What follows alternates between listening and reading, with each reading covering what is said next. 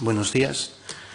Lo primero es dar las gracias a la Fundación Manuel Jiménez Abad, a la Universidad de Valladolid, a los organizadores de esta sesión y en especial a Javier por haber pensado en mí y por haberme metido en un embolado semejante.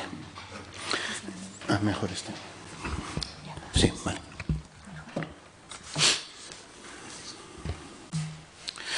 ¿Por qué digo esto?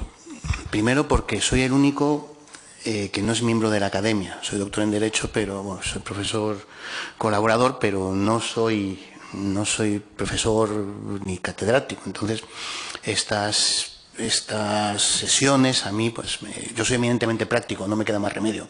Yo tengo que hacer 5 sentencias todas las semanas y si no las tengo hechas, pues tenemos un problema. Entonces, muchas veces se nos imputa a los jueces, a magistrados, que no profundizamos doctrinalmente en nuestros fundamentos jurídicos, pero muchas veces por una falta de tiempo, por unos casos complejísimos y en el orden contencioso más todavía. Dicho lo cual, si a esto añadimos que se me llama para hablar de un tema sobre el que sencillamente no hay jurisprudencia, pues las gracias son, en cierto modo, dobles, por haberme obligado también a investigar. Esto de lo que voy a hablar yo es una inquietud que existe desde hace relativamente poco tiempo, pero que cada vez es más, se revela como más esencial en un mundo globalizado. Baste poneros como ejemplo que si ustedes ahora mismo pasan cosas que no pasaban hace 2 años. Ahora mismo ustedes abren Amazon y pueden comprar kits genéticos por 100 euros. Ustedes ahora mismo pueden comprar kits con el cual le pasan a un bebé un bastoncito y se les hace el test de ADN. Esto es peligrosísimo desde un punto de vista de protección de datos. Si a esto añadimos la globalización, la posibilidad de establecer las sedes online en países sin tratados de extradición, sin protección de datos, nos encontramos con lo que se llama el Far Web, el Far West aplicado a la web. Y siempre que hablo de esto, me pongo muy cinéfilo. ¿En qué sentido? Pues siempre digo que voy a hacer como Gandalf, voy a ser portador de malas nuevas y que voy a finalizar con Terminator porque el futuro ya está aquí. Hace poco, un investigador llamado Francis Mojica dio el paso más, creo que es casi una singularidad, dio el paso más importante en materia de tecnología de la historia más reciente. Desarrolló lo que se llama el CRISPR-Cas9. Es una técnica genética por la cual tú puedes tocar una secuencia concretísima y sustituirla. ¿Esto qué pasaba? Eso es perfecto para enfermedades genéticas, como la fibrosis quística.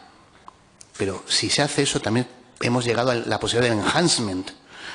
Igual que se hace personas que ya no tienen esas enfermedades, se puede hacer personas más resistentes al frío, más resistentes a las enfermedades.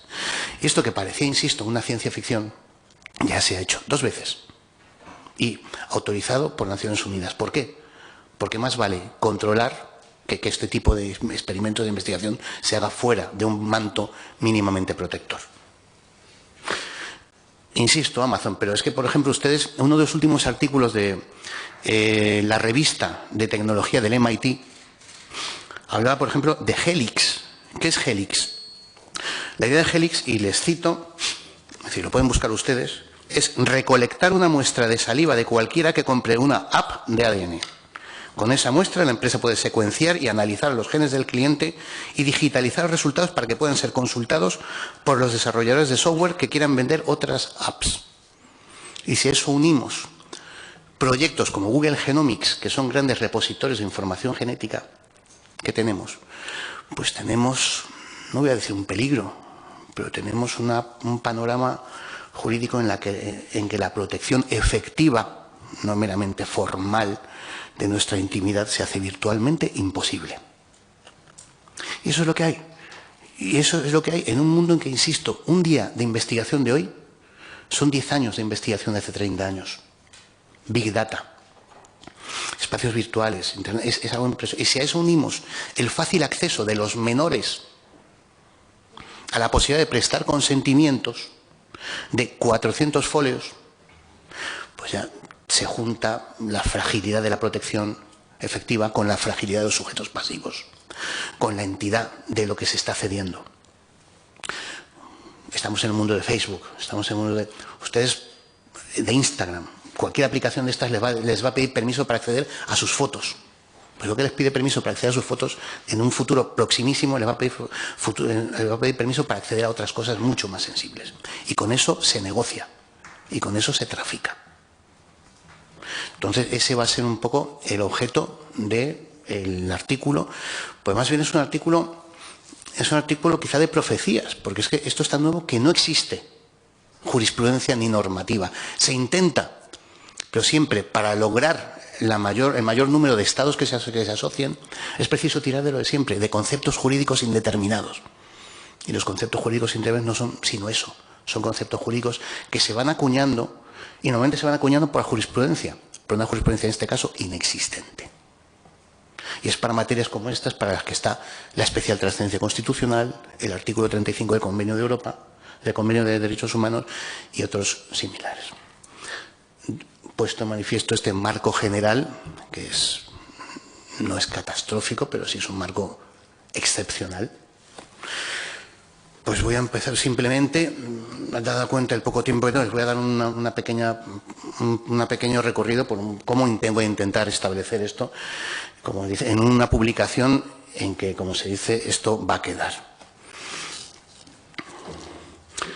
Estado de las normas versus estado de las ciencias. Curiosamente, en derecho, estos adelantos implican que se pueden acuñar axiomas jurídicos. Y estamos en un supuesto en que el decalaje entre realidad física y realidad jurídica ha crecido hasta convertirse en un abismo. Hasta hace poco el derecho siempre ha ido por detrás de las realidades. El derecho siempre ha ido, si me permite la expresión, a rebufo, a la zaga, como ustedes quieran. Pero ahora es que la distancia es abismal. Cuando se logra hacer algo, establecer, aprobar y lograr el consenso para una norma sobre una materia técnica, ya no es eficaz esa norma. Ese es el gran problema de las ciencias jurídicas. Y más, como les digo, es decir, en una situación en que ya el derecho nacional no vale. El derecho nacional, con esto, se va al garete en estas cuestiones. ¿Cómo se legisla en estos supuestos? Pues se legisla en cierto modo de urgencia. Es decir, vivimos en un mundo en que existe una gran contradicción jurídica, en que tenemos el mayor nivel de protección jurídica en una materia físicamente imposible de proteger y sobre un objeto que es el más frágil que ha existido, que son los datos. Los datos hacen ricos y los datos destrozan. ¿Hasta qué punto cabe? No sé, y por otro lado no se puede congelar el movimiento de datos, pero tampoco se puede traficar con ellos. ¿Qué se ha intentado? Pues llevar a cabo una normativa, pero insisto, la normativa de aplicación hace 50 años podía ser nacional, ahora no, ahora se precisa una normativa internacional. ¿Qué marco tenemos a fecha de hoy? Tenemos el reglamento 2016/679 del Parlamento Europeo y del Consejo, que derogó la anterior directiva 95/46, es el llamado Reglamento General de Protección de Datos, que si bien es del 16, entró en vigor el 18 en 2 años, y dio esa cadencia precisamente por la complejidad de la materia. Fíjense que es curioso que recurriéndose a un reglamento europeo que tiene las características de eficacia, efectivamente, de obligación general, se haya dado esa cadencia que es más propia de unos instrumentos más de consenso, como puede ser la directiva. Pero es que prácticamente obligar a todos los Estados miembros de la Unión Europea a hacer normas sobre esto es una cuestión muy, muy delicada, en tanto en cuanto los países se han dado cuenta de que esto roza la soberanía. Estamos hablando de capacidades de hacer estadísticas sobre cualquier cosa, sobre enfermedades, sobre tendencias, sobre toda esta cuestión. ¿Qué ocurre con este reglamento? Pues lo que decíamos, para lograr el consenso está trufado de conceptos jurídicos indeterminados, que tendrán que ser absorbidos y desarrollados. Conceptos en los propios considerandos, pero fíjense, por ejemplo, el considerando 35 que se empieza a ver el objetivo de este reglamento, que dice: entre los datos personales relativos a la salud se deben incluir todos los datos relativos al estado de salud del interesado que den información sobre su estado de salud física o mental, pasado, presente o futuro. ¿En qué estamos pensando cuando esto se introduce? En la posibilidad de datos, como los genéticos, de los que una aseguradora o alguien que va a contratar puede saber si tú, a partir de los 40, vas a desarrollar un riesgo cardiovascular que te hace poco interesante para ser contratado o para ser asegurado.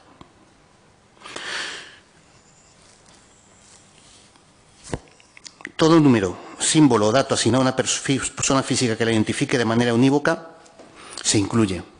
Estamos hablando de la anonimización, pero la anonimización para otras materias valía. Bien, vamos a sustituir esto por un código de barras. Pero ¿qué ocurre cuando estamos hablando de una persona que tiene una enfermedad rara, de la que solo hay un supuesto en toda Europa, y estamos hablando de datos de España? Obviamente no vale la anonimización cuando se sabe concretamente. ¿Qué más da? Que se va a asimilar inmediatamente. Y como las secuencias son distintas, la anonimización en estos supuestos desaparece en la capacidad fáctica. ¿Y cuál es el fin? Los Estados miembros deben estar facultados para mantener o introducir otras condiciones con respecto al tratamiento de datos genéticos, pero no obstante esto no ha de suponer un obstáculo para la libre circulación de datos personales dentro de la Unión. ¿Cómo se conecta eso? Es de facto imposible. ¿Se tiene que intentar impedir efectos discriminatorios? Bueno, eso es la tendencia. ¿Cómo se lleva a cabo efectivamente? ¿Cómo se protege esa inexistencia de discriminaciones? Entonces, desde este punto de vista, este reglamento lo que establece es pues unas pautas que luego a nivel español serían llevadas a cabo por la ley recientísima. Fíjense, es Ley Orgánica 3/18 de 5 de diciembre.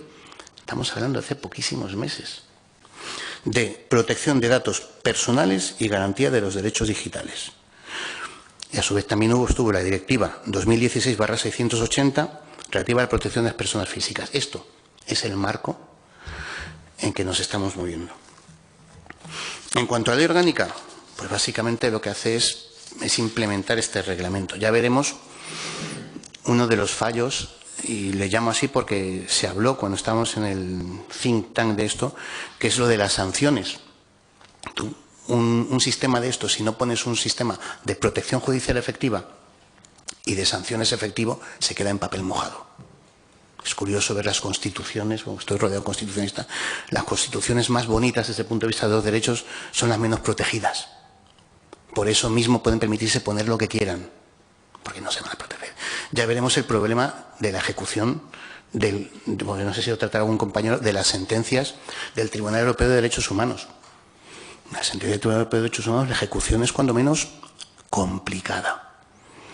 Por eso países como, creo que los más condenados son Rusia y Turquía,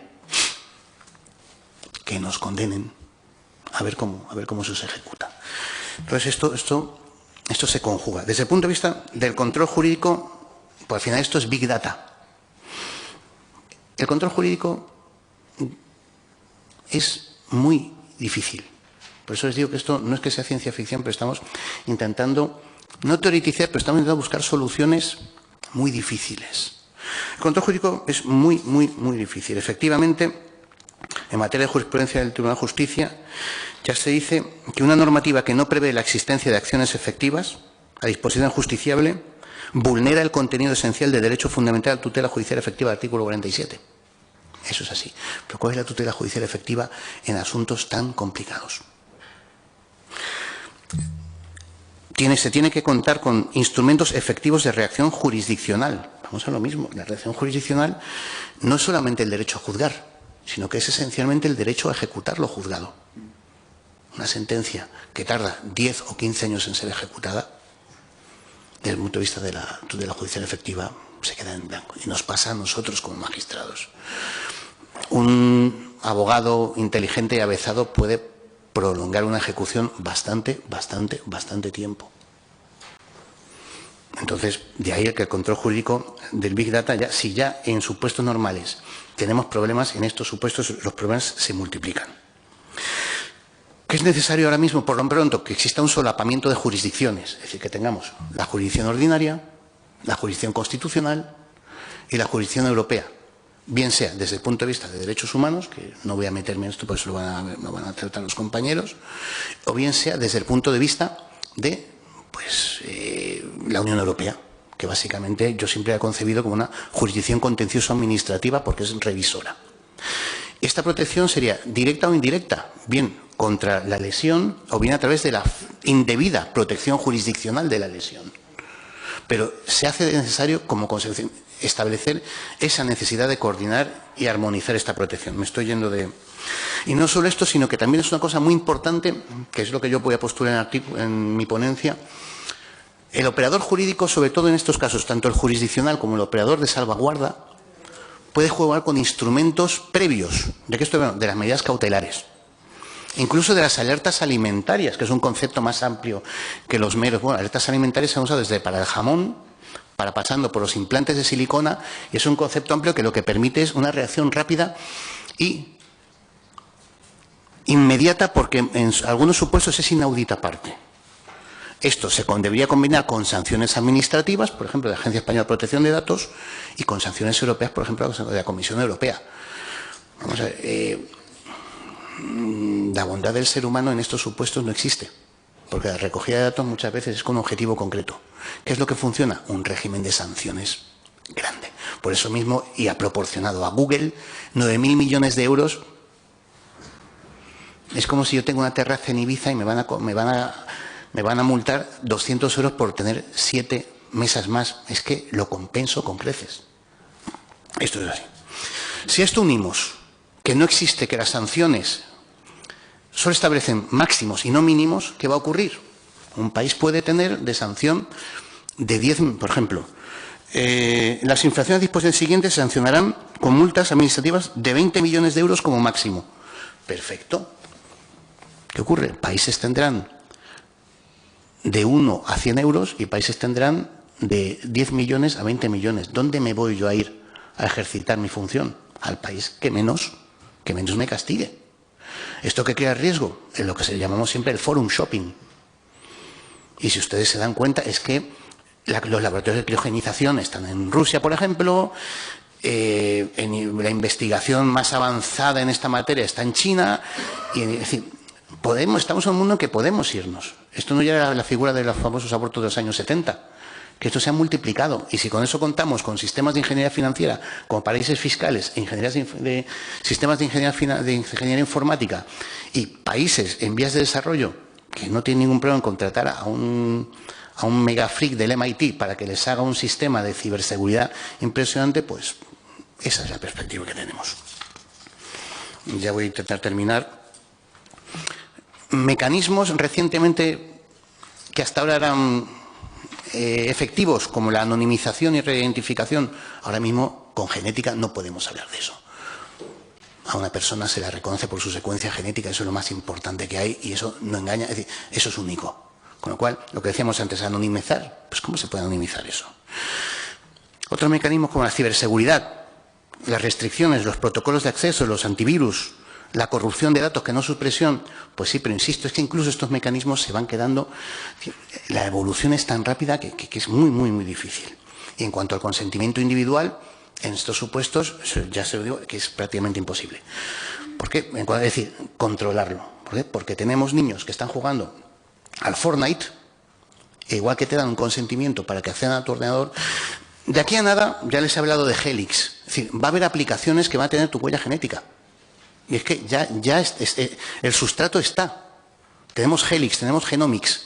¿Eso para qué va a servir? Pues, por ejemplo, porque alguien se invente, y esto no es una aplicación que sea Genomitic, que te va a encontrar tu pareja perfecta desde el punto de vista genético, y en cuanto tú cedas esos datos ya están en la nube y se van a poder utilizar para lo que sea. Es que el problema es cómo se puede utilizar estos datos en manos de un empleador o en manos de una aseguradora que sabe que, ya digo, a partir de los 40 tú tienes un riesgo de infarto de miocardio del 80%. ¿Quién te va a asegurar?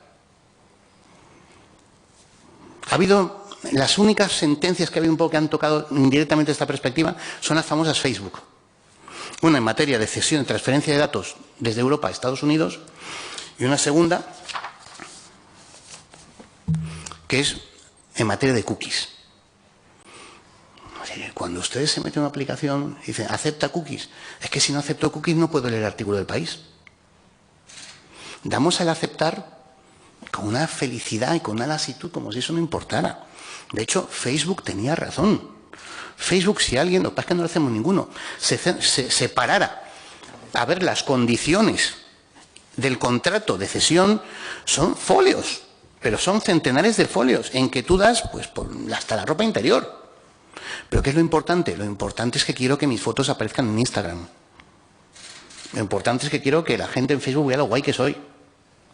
Pues esto va a pasar lo mismo. Cuando yo quiera meterme en una app que precise mis datos genéticos para saber tal, pues lo voy a acceder igual. Y eso ya ha subido.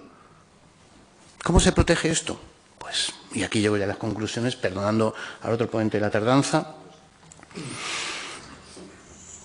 tendiendo a la protección efectiva.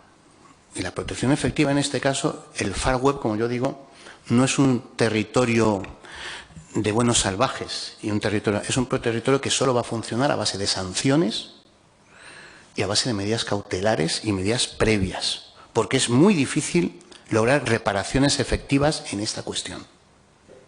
Entonces se tiene que articular un sistema en que lo único efectivo va a ser poder interrumpir estos procesos por medio de medidas inmediatas de precaución y después que se va a tener que llevar a cabo a través de sanciones proporcionales. Y desde este punto de vista, cuando yo hablo de sanciones proporcionales, invierto el concepto en el sentido que lo pervierto. Pues ya no estoy hablando de sistemas de sanciones proporcionales para una persona que no tenga dinero, estoy hablando de lo contrario. Pues insisto, a estos operadores una sanción de 10 millones de euros no les hace lo que a nosotros nos hace pagar un café. Entonces, o articulamos un sistema de protección efectiva que trascienda unas normas que el día después se han quedado obsoletas, o esta protección de lo que es los datos genéticos, desde el punto de vista del derecho a la intimidad, desaparece, si no ha desaparecido ya. Esto es un poco la pauta, esto por ahí va a ir un poco el artículo. Les agradezco la atención. Gracias.